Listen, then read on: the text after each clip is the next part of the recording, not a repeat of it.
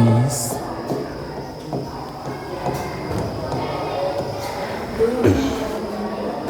बच्चों अब हम सीखने वाले हैं एपी का एनवां पद कैसे निकालते हैं। समांतर श्रेणी का एनवां पद।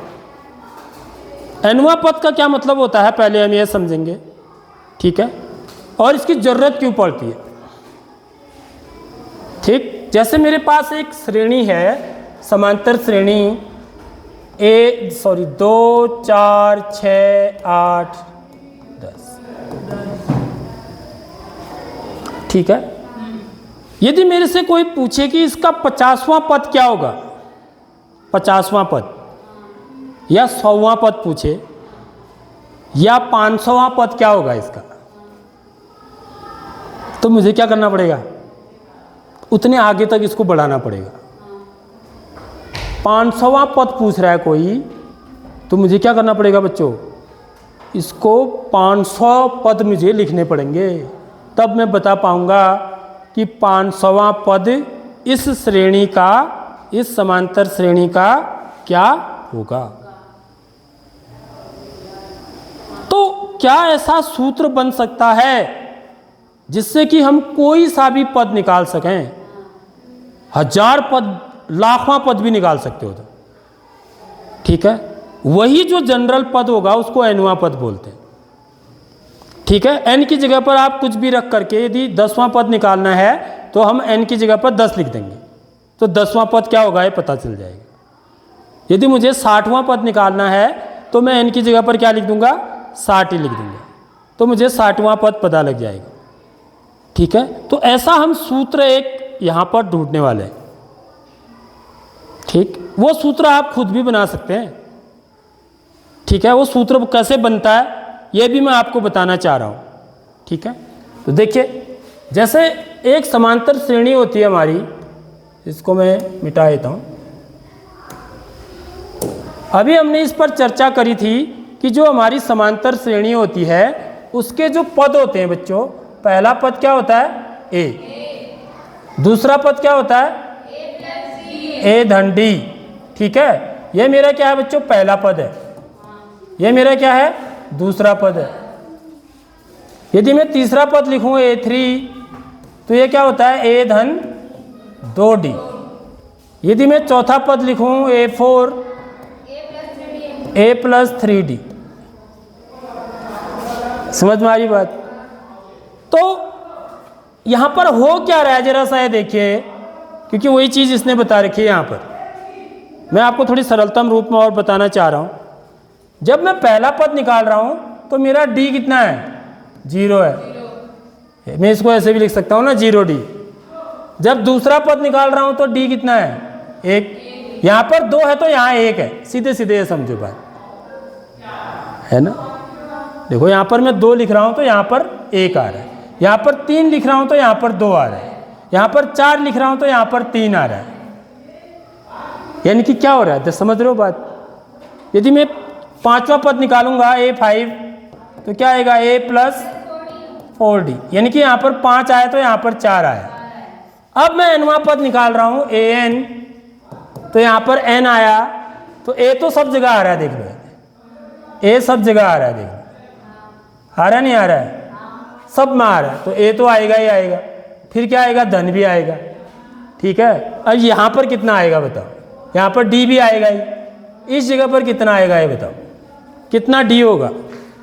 देखो जब मैं पहला लिख रहा हूं तो यहाँ 0 आ रहा है, यहाँ 2 लिख रहा हूं तो यहाँ 1 आ रहा है, यहाँ 3 लिख रहा हूं तो यहाँ 2 आ रहा है, यहाँ 4 लिख रहा हूं तो यहाँ इससे ठीक 1 कम आ रहा है, इससे ठीक 1 कम आ रहा है, देख लो।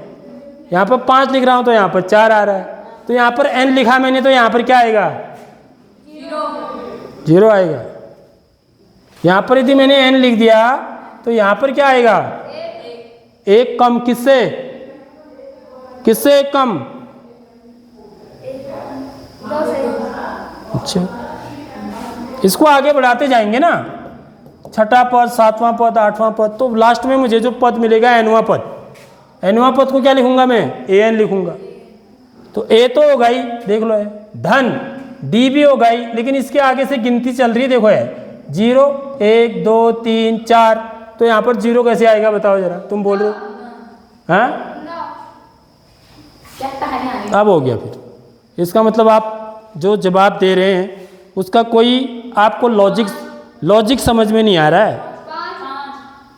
बच्चों खाली नहीं बोलना है फालतू। मैं क्या बोल रहा हूँ सुन लो एक चीज, मैं क्या बोल रहा हूँ, यहाँ पर मेरा 1 है तो यहाँ 0 आ रहा है, यानी कि 0 कब आएगा? जब मैं 1 में से 1 कम करूंगा तभी तो आएगा। यहाँ पर मैंने 2 लिखा तो यहाँ पर 1 आ रहा है, तो 1 कब आएगा? जब मैं 2 में से 1 कम करूंगा तभी तो 1 आएगा। यहाँ पर 3 है तो यहाँ पर 2 आ रहा है, 2 कब आएगा? जब 3 में से मैं 1 कम करूंगा तभी तो 2 आएगा। समझ रहे हो बात? अब यहाँ पर क्या आ गया मेरा, क्या आ गया?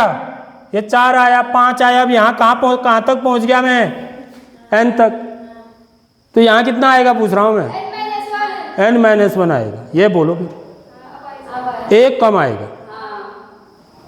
तो यहाँ पर क्या होगा? a plus n-1 d। यही सूत्र होता है nवां पद निकालने का।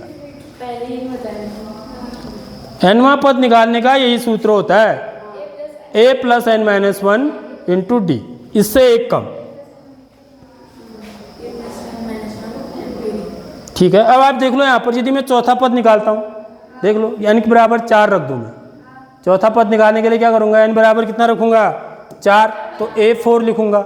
तो ये क्या हो जाएगा? बराबर a धन 4 ऋण 1 लिखूँगा। तो 4 ऋण 1 कितना हो जाएगा? 3d। होता नहीं होता? देख लो, a धन 3d होता है चौथा पद। तो आप कोई सा भी पद निकाल सकते हैं यहाँ से। यदि मुझे 50वां पद निकालना है, a50, उसको क्या लिखूंगा मैं? n बराबर क्या रख दूंगा? 50 रख दूंगा।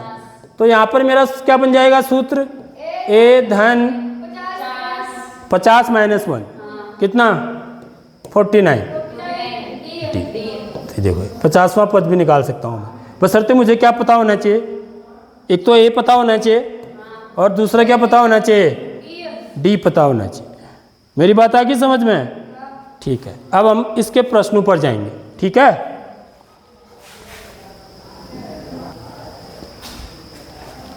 अब देखिए उदाहरण 3 आपके उसमें दिया है, तो जो हमने अभी सूत्र पढ़ा, किसी एपी का जो nवां पद होता है, एपी का nवां पद को ही हम व्यापक पद भी बोलते हैं।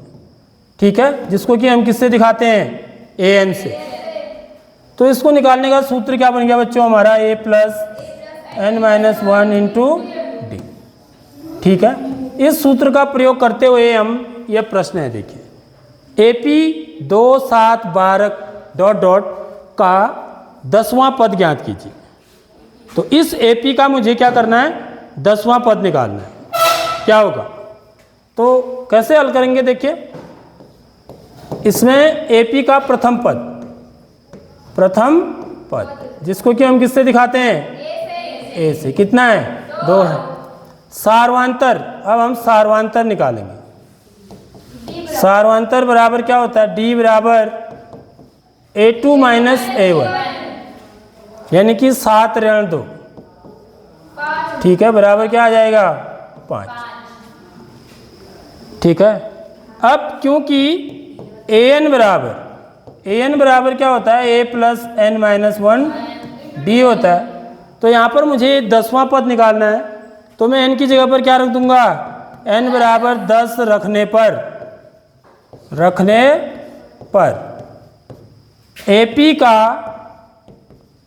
दी गई AP का भी लिख सकते हैं, 10वां पद हमको प्राप्त हो जाएगा कि क्या होगा।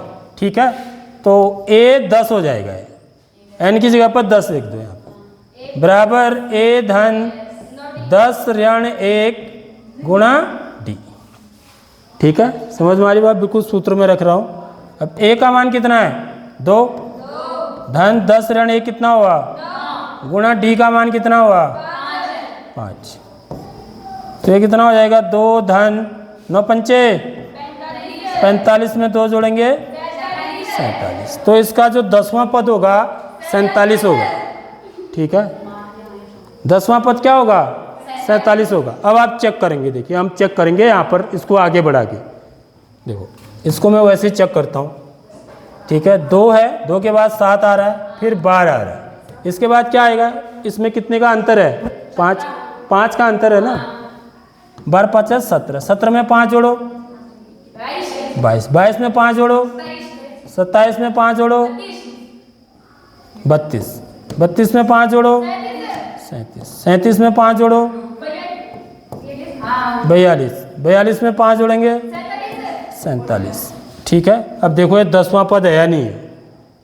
ठीक है, देखो ये पहला पद, दूसरा पद, तीसरा पद, चौथा पद, 5वां पद, 6ठा पद, 7वां, 8वां, 9वां, 10वां। देखो 10वां पद में 47 मिला। देखो समझ में आ रही बात।